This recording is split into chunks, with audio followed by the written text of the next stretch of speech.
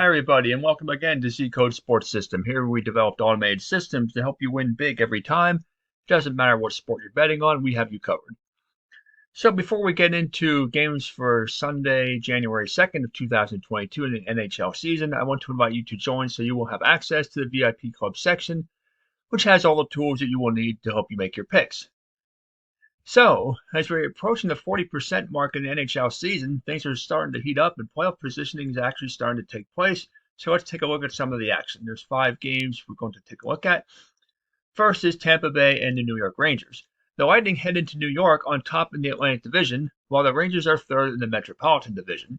See, Tampa Bay is burning hot at the moment, winners of their last 4 and 5 out of their last 6, while the Rangers are ice cold down, just 2 and 4 over their last 6 contests. If you look at the power rankings indicator, you can see the trend here. You got Tampa Bay at plus 31, and the Rangers are at plus 28. But take a note of that plus 28. That was as of December the 17th. Nothing has been updated since then. Guaranteed that will be lower after this recent trend of games. If you look at the totals predictor, you see that the streaks have been over for the last 3 games for New York and over the last 2 games for the Lightning. So it's a good indication this is probably going to be a higher scoring game going over the line. The score prediction has Tampa Bay by a 3-2 margin with 61% confidence in the prediction. In fact, that has changed from earlier. Earlier it was New York 3-1 with 63% confidence. So there again, take a look at this as this fluctuates quite a bit between now and the time the game starts on Sunday. If you take a look at the stability factor, you will see that both teams are consistently performing according to their favorite underdog stats. Look at this, the Rangers at plus 11 and Tampa Bay is at plus 7. I like this to be a higher scoring game. I do think the Rangers will come away with the win, but it could perhaps go into overtime. It's going to be a close game, excellent battle, and it's going to go over the line. Boston and Detroit. The 4th and 5th place teams in the Atlantic Division face off in this one. The Bruins, are ice cold down. They have lost 4 out of their last 6, while the Red Wings are ice cold up. They're coming off of a win. They've won 2 out of their last 3, and they're 2-4 over their last 6. If you take a look at the power ranking indicator, you can see that both teams are on the downward trend. Boston at plus 13, Detroit at plus 12. If you look at the totals predictor, you can see that Boston is trending in games 3 out of the last 6 over, 3 out of the last 6 under. Detroit 5 out of the last 6 over. It's kind of an iffy proposition betting on this one as far as the over-under goes. I would probably avoid that. If you take a look at the volatility oscillator to see how stable the 2 teams have been, they are both consistently performing according to their favorite underdog stats. You see Detroit plus 8, while Boston is at plus 6. The score predictor right now has Detroit with a 3-2 margin of victory with 49% level of confidence. When I looked at it earlier, it was 3-2, same score, but with 55% level of confidence. You can see again, this is changing as we speak. And as far as the outcome of the game, I do like the Red Wings to win at home, perhaps in an overtime fashion. Probably I'm looking at a goal game, maybe 3-2, 2-1, something along those lines. San Jose and Pittsburgh, we're not going to take a look at that one this week. Anaheim and Colorado. Anaheim heads to Colorado with the 2nd best record in the Pacific Division. Colorado is burning hot down while Anaheim is average. You can see that Colorado had won their previous 5 before it lost to Nashville 5-2, while the Ducks are coming off of a loss and they were 4-2 over their last 6.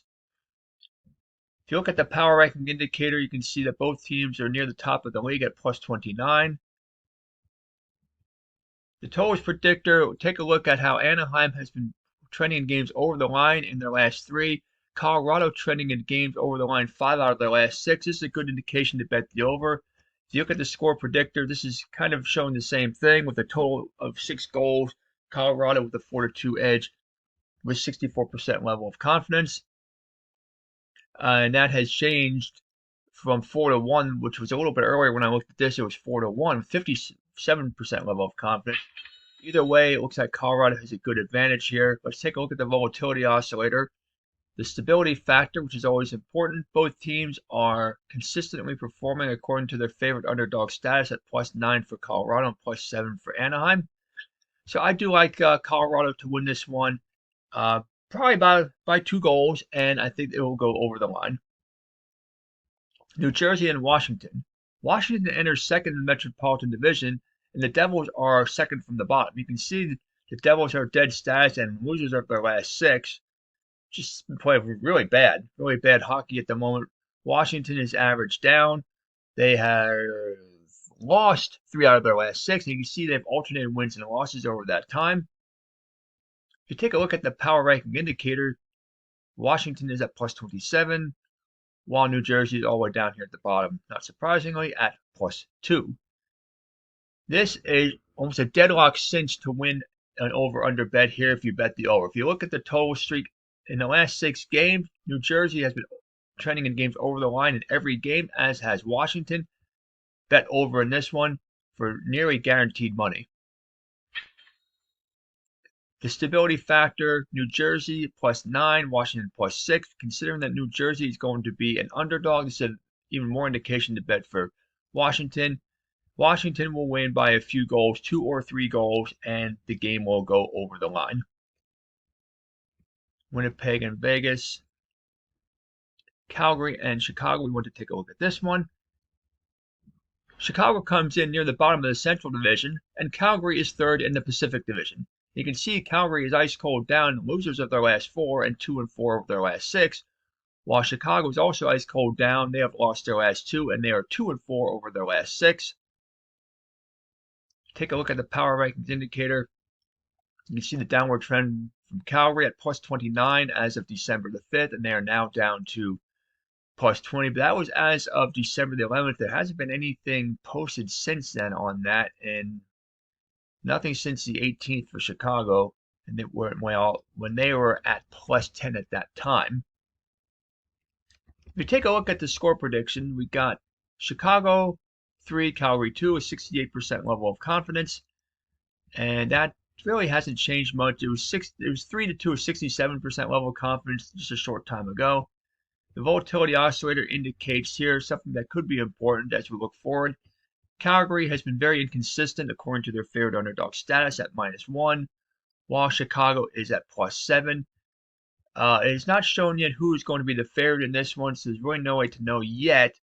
But I am leaning towards Calgary to win on the road. I don't know exactly by what margin of score.